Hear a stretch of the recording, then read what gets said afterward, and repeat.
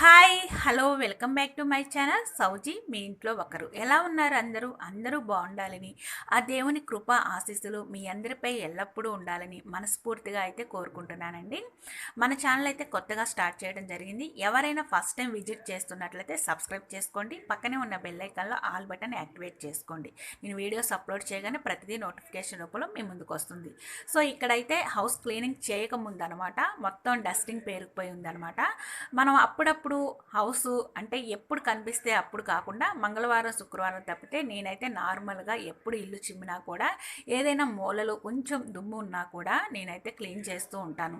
అదేవిధంగా మిర్రర్స్ కూడా క్లీన్ చేస్తూ ఉంటాను. అయినప్పటికీ కూడా హౌస్ మొత్తం కూడా డీప్ క్లీనింగ్ చేయాలి అంటే అప్పుడప్పుడు మనం ఈ విధంగా అయితే హౌస్ క్లీనింగ్ పనులు చేసుకోవాల్సి ఉంటుందన్నమాట. ఇప్పుడైతే సమ్మర్ కంప్లీట్ అయిపోయిందండి. వర్షం అయితే పడుతుంది, శ్రావణ మాసం కూడా వస్తుందన్నమాట. ఇప్పుడు ఆషాఢం స్టార్ట్ అయింది కాబట్టి మనం ఏదైనా హౌస్ క్లీనింగ్ పనులు చేసుకోవాలంటే ఆషాఢంలోనే చేసుకోవాల్సి ఉంటుంది. శ్రావణ మాసంలో అస్సలు చేసుకోకూడదు అనమాట. అదేవిధంగా మళ్ళీ మనం సంక్రాంతి స్టార్టింగ్ అంటే సంక్రాంతి ముందు మళ్ళీ హౌస్ క్లీనింగ్ చేసుకోవాలి. అంటే హౌస్ డీప్ క్లీనింగ్ అండి. ఎందుకు మనం ఈ టైంలోనే చేసుకోవాలి అనేది మీకు కొన్ని టిప్స్ అయితే షేర్ చేస్తానండి.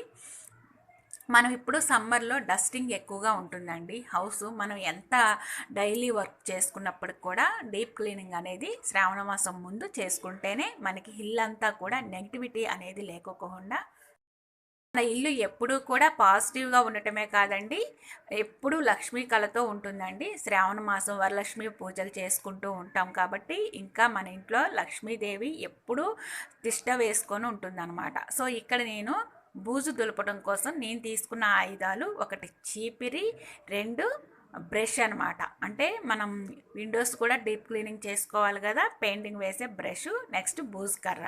సో నెక్స్ట్ ఇక్కడ చూడండి, హెయిర్ ఎప్పుడూ కూడా కిందకి జారేటట్టుగా ఉండకూడదు. బూజు దులిపేటప్పుడు ముడి పెట్టుకోండి టైట్గా. ఆ తర్వాత హెయిర్కి మాస్క్ పెట్టుకోండి డస్ట్ పడుకోకుండా. ఆ తర్వాత ఫేస్కి కూడా మీరు మాస్క్ పెట్టుకోవాల్సి ఉంటుందండి. సో ఇక్కడ నేను మాస్క్ ఎందుకు పెట్టుకోలేదు అంటే ఆల్రెడీ నేను ఇంట్లో అయితే ఒక కారపొడి చేశానమాట రెసిపీ. ఆ కారపొడికి కోర్ వస్తుంది. సో ఆ కోర్కి డస్టింగ్కి ఎక్కువైపోయి దగ్గు వస్తుందనే ఉద్దేశంతో మాస్క్ పెట్టుకోలేదనమాట. సో అందుకోసం నేను ఈ కూర అంతా పోవాలి అంటే నేను మాస్క్ పెట్టుకోకూడదు. సో ఈ విధంగా బూజు కర్ర తీసుకొని ఇంట్లో ఉన్న ఫోటో ఫ్రేమ్స్ అవి పగిలిపోకుండా ముందుగానే తీసానండి. అదేవిధంగా బెడ్ పై ఉన్న దిండ్లు ఉంటాయి కదా, పిల్లోలు, అవన్నీ కూడా తీసి హాల్లో పెట్టేసుకొని బెడ్ పై ఉన్న బెడ్షీట్స్ మాత్రం కొంచెం కూడా బెడ్ కనిపించుకోకుండా మొత్తం పరిచాను. ఎందుకంటే ఏదైనా డస్ట్ పడినా కూడా ఆ బెడ్ పై పడుతుందన్నమాట. సో ఇవన్నీ కూడా మీరు టిప్స్ లాగా భావించండి. ఎందుకంటే మనం బెడ్స్ ఎత్తి బయట పెట్టడం అనేది జరగదు కాబట్టి.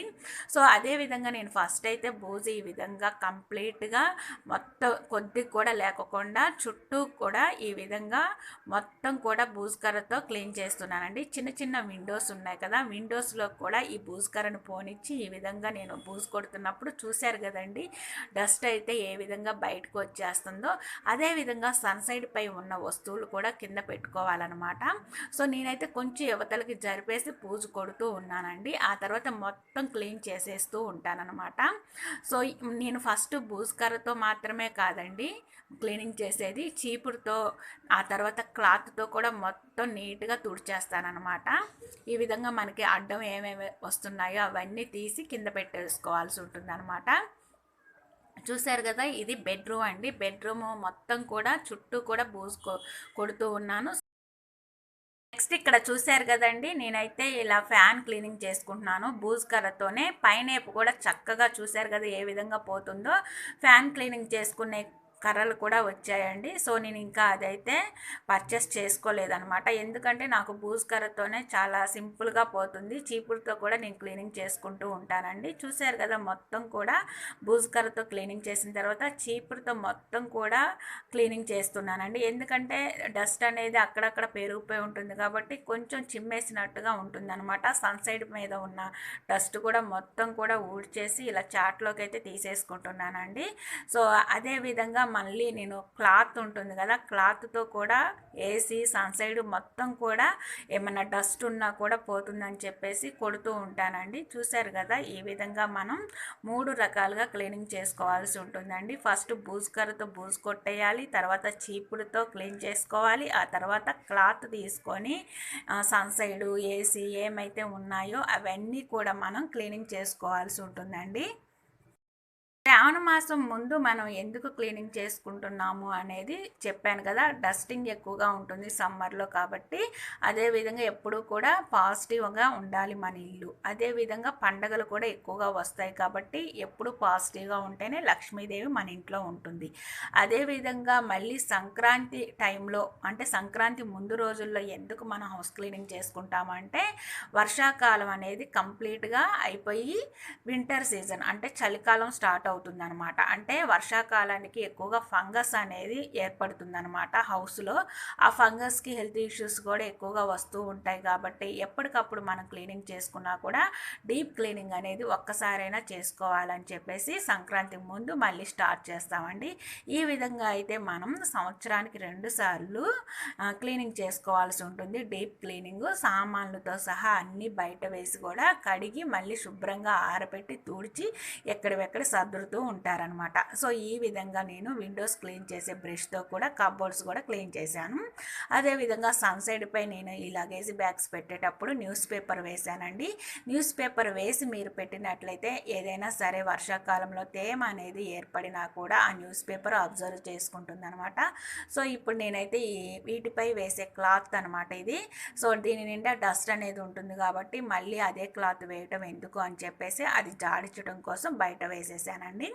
నెక్స్ట్ ఇక్కడ చూడండి, ఈ వైపు అయిపోయింది, ఈ వైపు పైన అంతా న్యూస్ పేపర్ వేసేసి సర్దుతున్నాను అనమాట. సన్సైడ్ మీద పెట్టే సామాన్లు ఉంటాయి కదా. నెక్స్ట్ నేను కబోర్డ్స్లో కూడా బట్టలన్నీ న్యూస్ పేపర్స్ మార్చి సర్దేసుకున్నానండి. సో ఇప్పుడు మనం హౌస్ క్లీనింగ్ చేసేటప్పుడు సర్దుకోకూడదు. అదంతా కూడా నీట్గా మళ్ళీ మనం హౌస్ క్లీనింగ్ చేసేసుకొని మాఫ్ పెట్టేసుకొని ప్రశాంతంగా ఉంటాం కదా, అప్పుడు కబోర్డ్స్లో బట్టలు న్యూస్ పేపర్ చేంజ్ చేసి మంచిగా మడతలు పెట్టుకొని సర్దుకున్నాను అనమాట. సో బయటికి కనిపించే డస్టింగు, అదేవిధంగా విండోస్ క్లీనింగ్స్, మిర్రర్స్ అన్నీ ఉంటాయి కదా, అవన్నీ కూడా మనం ఇప్పుడు హౌస్ క్లీనింగ్ చేసేటప్పుడే చేసుకోవాల్సి ఉంటుందన్నమాట. సో లోపల బట్టలలోకి అయితే డస్ట్ అనేది ఇప్పుడు మనం క్లీనింగ్ చేసేటప్పుడు అంతగా పోదు కాబట్టి, అన్నీ ఒకేసారి అంటే కుదరదు కాబట్టి నేను ఈ విధంగా స్టెప్ బై స్టెప్ అయితే ఎప్పుడు నీట్గా చేసుకుంటూ ఉంటాను. ఇంపార్టెంట్ ఏదైనా ఉన్నా కూడా ఇలా కవర్స్లలో పెడుతూ ఉంటాను. సో ఇప్పుడైతే అన్ని కబోర్డ్స్ కంప్లీట్ అయిపోయాయండి. చివరిగా ఈ కబోర్డ్ ఒకటే మిగిలిపోయిందనమాట. సో ఈ కబోర్డ్ కూడా మొత్తం కూడా బయట పెట్టేసి నేను న్యూస్ పేపర్ వేస్తానన్నమాట ఇక్కడ. సో మా పిల్లలైతే అది దాన్ని పట్టి లాగుతూ వాటి కింద అది ఇదని పెడుతూ ఉంటారు కాబట్టి ఈ న్యూస్ పేపర్ అనేది అటు ఇటు చెరిగిపోతూ ఉంటుందండి. సో ఈసారి అయితే ఇక్కడ ఒక షీట్ అయితే వేద్దాం అనుకుంటున్నాను. సో ఈ విధంగా అయితే నేను ప్రజెంట్ అయితే న్యూస్ పేపర్ వేసేసానండి. అదేవిధంగా మనం ఇల్లు సదిరేటప్పుడు చాలా చాలా ఇంపార్టెంట్ థింగ్స్ అనేది మనం 1కి 10 సార్లు చెక్ చేసి ఏది ఇంపార్టెంటో అది సర్దేసుకోవాలండి, అట్టు పెట్టుకోవాలి జాగ్రత్తగా. ఇంపార్టెంట్ కాని వాటిని 1కి 10 సార్లు చెక్ చేసుకొని వాటిని పడేసుకోవాలండి.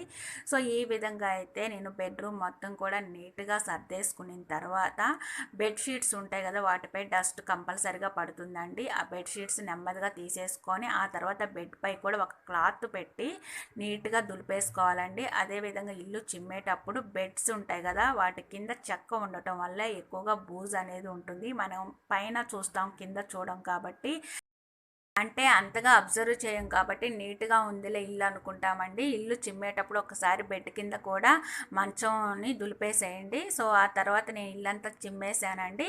సో ఇంకా నెక్స్ట్ హాల్ కూడా నేను బూజు అయితే దులిపేస్తున్నాను అనమాట.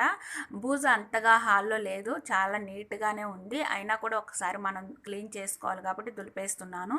ఎందుకు అంటే బెడ్రూమ్లో ఏసీ ఫ్యాను తిరుగుతూ ఉంటాయి కాబట్టి డస్టింగ్ ఎక్కువగా ఉంటుందన్నమాట. హాల్లో ఎక్కువగా నేను పూజ చేసుకుంటూ ఉంటాను కాబట్టి అంతగా ఫ్యాన్ యూస్ చేయము, ఎక్కువసేపు హాల్లో ఉండం కాబట్టి. సో అంతగా బూజు అయితే లేదండి, కనిపించినట్టు ఎప్పటికప్పుడు నీట్గా క్లీన్ చేస్తూ ఉంటానండి. సో ఈ విధంగా అయితే హాల్లో మిర్రర్స్, అదేవిధంగా తలుపులు, కిటికీలు అన్నీ కూడా క్లీన్ చేసుకుంటూ ఉన్నాను. ఆ తర్వాత పైన అంతా కూడా ఫొటోస్ అన్నీ కూడా నీట్గా తుడిచేసి పైన పెట్టేసుకున్నానండి.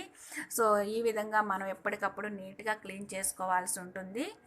ఇక ఫైనల్గా నేనైతే విండోస్ ఉంటాయి కదా, ఈ కబోర్డ్స్, వాటిని కూడా నేను బ్రష్తో మొత్తం కూడా లోపల ఎక్కడెక్కడైనా ఇరుక్కుపోయింది కూడా వచ్చేస్తాను అనమాట. బ్రష్తో నేను క్లీన్ చేస్తూ ఉంటాను. నేను ఎందుకు ఈ విధంగా చెప్తున్నానంటే చాలామందికి తెలిసి ఉండొచ్చు, తెలియకపోయి ఉండొచ్చు అండి. కొత్తగా మ్యారేజ్ అయిన వాళ్ళు కూడా ఉంటారనమాట. సో వాళ్ళు కూడా ఎక్కువగా టెన్షన్ పడిపోతూ ఉంటారు. ఇప్పటి వరకు అయితే పేరెంట్స్ పై ఉంటారు కాబట్టి ఇప్పుడు వాళ్ళకి కొంత బాధ్యత అయితే వస్తుంది కాబట్టి అమ్మో మనం హౌస్ క్లీనింగ్ చేసుకోవాలా, అమ్మో ఎలా అని టెన్షన్ పడిపోతూ ఉంటారనమాట. సో అలా టెన్షన్ పడాల్సిన అవసరం లేకోకుండా చాలా సింపుల్గా మన దగ్గర ఉండే ఐటమ్స్తోనే స్టెప్ బై స్టెప్ మనం ఈ విధంగా ప్లాన్ చేసుకొని హౌస్ క్లీనింగ్ చేసుకున్నట్లయితే ఎలాంటి టెన్షన్ పడాల్సిన అవసరం లేకుండా చాలా చక్కగా ఎప్పుడు ఇల్లు నీట్గా పెట్టుకోవచ్చు అనమాట.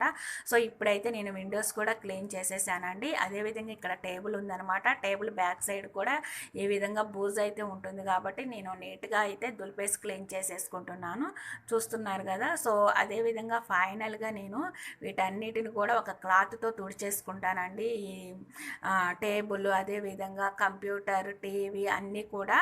ఆ తర్వాత ఒక క్వాలిన్ ఉంటుంది కదా, క్వాలిన్తో పేపర్ వేసి తుడుస్తానమాట. ఇప్పుడైతే ఇల్లంతా కూడా ఒక కొలిక్కి అయితే వచ్చిందనమాట. మొత్తం ఐటమ్స్ తోడవటం అయిపోయింది. సో ఇల్లు అయితే చిమ్ముతున్నానండి. ఇల్లు డస్టింగ్ లేకుండా ఇప్పుడు నీట్గా చిమ్మేసుకోవాలి. ఆ తర్వాత 1-2 సార్లు మాఫ్ పెట్టుకోవాలండి. ఫస్ట్ అయితే నేను ఫ్రెష్ వాటర్తో మాఫ్ పెట్టుకుంటాను. ఆ తర్వాత ఏదైనా లైజాల్ కానీ లేకుంటే ఏదైనా ఇంట్లో మనం క్లీనింగ్ లిక్విడ్స్ తయారు చేసుకున్నట్లయితే దాంతో కూడా హౌస్ క్లీనింగ్ చేసుకోవచ్చు అనమాట. ఆ తర్వాత నేను ఇంకా ఇలా ఈలోపు ఇల్లంతా కూడా ఆరాలి కాబట్టి ఫ్యాన్స్ వేసి వచ్చానమాట. ఇప్పుడు చైర్స్ ఉంటాయి కదా, వాటికి డస్ట్ పెరిగిపోయి ఉంటుంది కదా, జస్ట్ నార్మల్గా మనం యూస్ చేసేవి కాబట్టి ఈ విధంగా ఒక్కసారి వాటర్తో కడిగేస్తే నీట్గా ఉంటుందని చెప్పేసి ఇలా కడుగుతున్నానండి. సో చిన్న చిన్న చినుకులు కూడా పడుతున్నాయి. వర్షంలోనే నేను పనులు చేస్తున్నాను అనమాట. సో మనం వర్షం పడుతుంది కదా, ఎలా పని చేసుకోవాలి అని ఆగిపోయినట్లయితే ఆ పని అలాగే ఉండిపోతుంది అనమాట. చూశారు కదా, ఇక్కడ వర్షం కూడా పడుతుంది. సో ఇంకా ఈ చైర్లు అవే ఆరిపోతాయి. సో ఇప్పుడైతే నేను ఇంకా క్వాలిన్ తీసుకుంటున్నానండి. క్వాలిన్ బాటిల్ క్యాప్ ఉంటుంది కదా, అది ఫెయిల్ అయిపోయింది. స్ప్రే బాటిల్లో వేసేసుకున్నానండి. ఇప్పుడైతే ఇంకా మొత్తం కూడా మిర్రర్స్ నీట్గా ఈ క్వాలిన్తో ఇలా తుడుస్తున్నాను అనమాట. మనం పేపర్ తీసుకున్నట్లయితే చాలా నీట్గా ఉంటుంది. చిన్న చిన్నవి ఏదైనా మరకలు ఉన్నా కూడా పోతాయి అన్నమాట. సో బెడ్రూమ్లో కూడా మిర్రర్స్ ఉన్నాయి, వాటిని కూడా నీట్గా క్లీన్ చేసేసుకుంటానండి. ఈ క్వాలిన్ అనేది ఓన్లీ ఈ మిర్రర్సే కాదండి, టీవీ, కంప్యూటర్స్ ఏది ఉన్నా సరే, ఫ్రిడ్జ్ అన్నీ కూడా, టేబుల్స్ ఉంటాయి కదా, వాటిపై కూడా మనం క్లీనింగ్ చేసుకోవచ్చు అనమాట. సో ఈ విధంగా మొత్తం క్లీనింగ్ చేసుకోవడం కంప్లీట్ అయిన తర్వాత బెడ్షీట్ కూడా చేంజ్ చేసేసాను అనమాట. చూసారుగా ఫ్రెండ్స్, శ్రావణ మాసంలో హౌస్ క్లీనింగ్ ఈ విధంగా చేశానండి. ఇది పార్ట్ 1 అనమాట. బెడ్రూమ్, హాల్ కంప్లీట్గా అయిపోయింది. సో కిచెన్ అయితే ఇంకొక రోజు స్టార్ట్ చేస్తాను, అప్పుడు మీకు అది కూడా షేర్ చేస్తానండి. సో ఈ వీడియో మీకు నచ్చినట్లయితే లైక్ చేయండి, ఫ్రెండ్స్ అండ్ ఫ్యామిలీ మెంబర్స్కి షేర్ చేయండి. ఫస్ట్ టైం మన ఛానల్ చూస్తున్నట్లయితే సబ్స్క్రైబ్ చేసుకోండి. పక్కనే ఉన్న బెల్ ఐకాన్లో ఆల్ బటన్ ప్రెస్ చేయండి. వీడియో అప్లోడ్ చేయగానే ప్రతిదీ నోటిఫికేషన్ రూపంలో మీ ముందుకు వస్తుంది, మీరు మిస్ అవ్వకుండా ఉంటారు. Don't forget my channel. By by, take care. ఇంకొక మంచి యూస్ఫుల్ వీడియోతో మీ ముందుకు వచ్చేస్తాను.